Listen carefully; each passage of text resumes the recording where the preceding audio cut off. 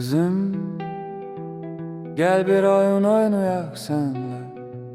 Yine derinden en derindeyim, günün ikinci yarısı menem. Göz aç sabaha biri, bir deli sen kimidir? Sevgin bir karış bilir, oysa ki göyler kadar. Sevdim seveceğim seni, yoksa sebep gezir uzunca zaman keçir. Unutacağımı düşünür nedir? Əlaqəsiz bu ürək bu başla, necə unudum o göz o qaşlar. İlk gün kimi sevəcəm səni, küsmüsən, necə bağışlar məni.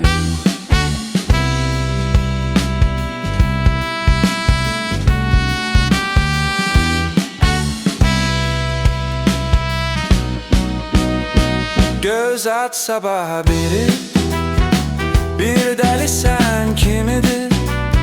Sevgin bir karış bilir, oysa ki göyler kadar. Sevdim seveceğim seni, yoksa sebep gezir uzunca zaman keçir. Unutacağımı düşünür nedir?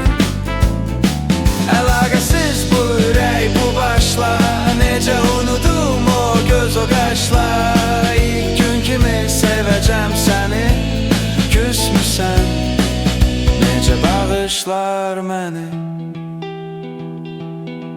Ey özüm, gel bir oyun oynayak senle.